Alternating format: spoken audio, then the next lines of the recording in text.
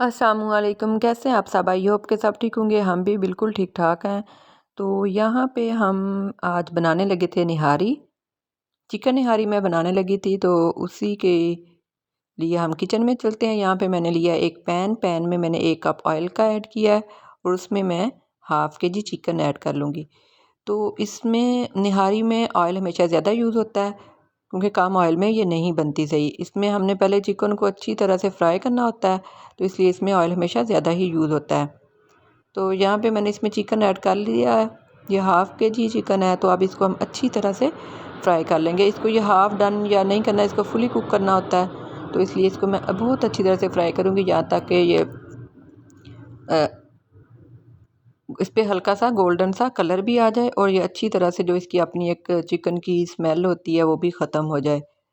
तो वरना उसकी जो स्मेल है ना वो आएगी निहारी में, तो फिर अच्छा नहीं लगेगा, क्योंकि हमने जो भी इसको कुक करना है पहले ही करना है, फ्राई करना है, बाद में तो ये होना नहीं है। इसलिए अच्छी तरह से इसको भून लेना। यहाँ पे देखिए ये अच्छी तरह से भून चुका था और इस पे देखें गोल्डन सा कलर भी आ गया है। तो अब मैंने इसमें लहसुन अदरक का 1-1 चम्मच ऐड कर दिया है।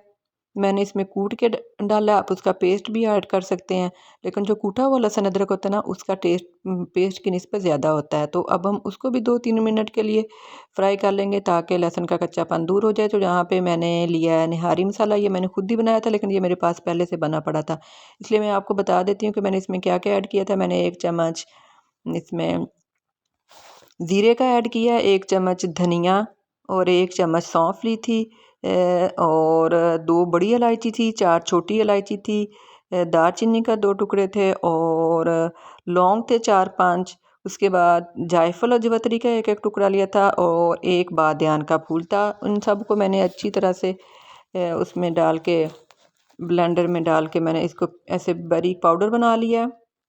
और उसके बाद मैंने इसमें 1 चम्मच नमक, 1 चम्मच लाल मिर्च का और आधा चम्मच मैंने हल्दी का ऐड कर लिया था। ये हमारा मसाला रेडी हो चुका है। ये होममेड मसाला है। तो अब हम ये जो मैंने लहसुन अदरक डाला था वो भी अच्छी तरह से भून चुका है। तो अब मैं ये सारा मसाला इसमें ऐड कर दूँगी।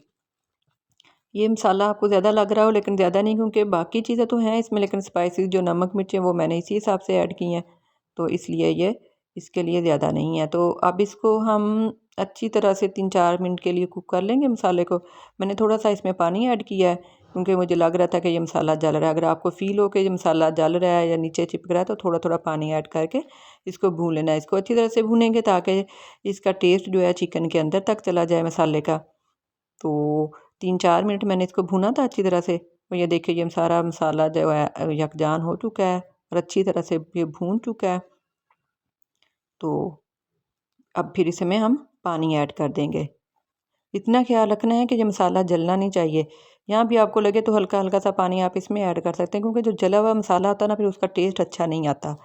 तो इस वजह से इसको भूनना भी ज़रूरी है अच्छी तरह से। ये देखिए जो लहसुन अदरक ये सारी चीज़ें चिकन के साथ अच्छी तरह से भून चुकी हैं। तो अब मैं इसमें पानी ऐड करूँगी। मैंने ये वाले 4 कप ऐड किए। अगर हम देखें तो ये तकरीबन 1 लीटर के बराबर पानी बनता है।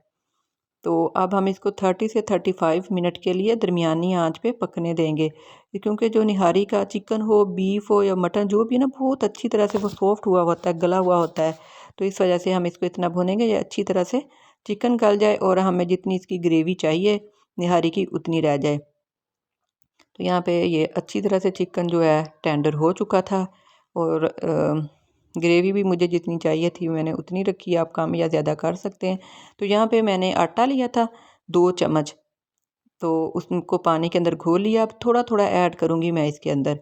देखिए अब इसके ऊपर तरी थी, जैसे हम ये ऐड करेंगे ना आटा तो ये ख़त्म होती जाएगी, ये बिल्कुल ट्रांसपेरेंट सा हो जाएगा। हल्का हल्का थोड़ा थोड़ा ऐड करके हम इसको ऐसे मिक्स करते जाएंगे, ताकि इसके अंदर गुठलियाँ भी ना बने। और सारा एकदम से भी नहीं ऐड करना, क्योंकि आटा फौरी तौर पे गाढ़ा नहीं होना शुरू होता। जैसे जैसे कुक होता जाता है ये गाढ़ा होता जाता है। जब हम एकदम से ऐड कर देंगे हो सकता है कि वो ज़्यादा हो जाए, ज़्यादा ही थिक हो जाए। तो हमें ज़्यादा थिक भी नहीं करना होता, देखते जाना है कि कितना चाहिए। अब देखें ये बिल्कुल ट्रांसपेरेंट सा हो चुका है। तो अब मैं इसको 8-10 मिनट के लिए दरमियानी आंच पे कुक करूँगी, क्योंकि आटा कच्चा ऐड किया हुआ है। वैसे तो आटा कच्चा ही ऐड किया जाता है, तो बाद में इसको अच्छी तरह से कुक कर लें तो उसका टेस्ट कच्चे आटे का नहीं आता। तो कुछ लोग भून के भी ऐड करते हैं, लेकिन उसकी इतनी ज़रूरत नहीं होती। तो क्योंकि इसके अंदर जाके भी इसने कुक हो जाना, हम इसको अच्छी तरह से 8-10 मिनट के लिए कुक कर लेंगे। और देख लेना जितनी ग्रेवी थिक चाहिए हो, तो मुझे इतनी ही चाहिए थी, तो इसलिए देखें बहुत ज़्यादा थिक भी अच्छी नहीं लगती। तो ये बिल्कुल परफेक्ट है, ये देखें। तो अगर आप कम ग्रेवी चाहते हैं तो इसको ज़्यादा कुक कर लें। तो यहाँ पे हमारी निहारी रेडी हो चुकी है। तो उसके ऊपर मैंने ये तरी ऐड कर दिया है। ये मैंने उसी ऑयल में से निकाली थी, जब भुना था ना, पानी ऐड करने से पहले मैंने इसमें से निकाल ली थी।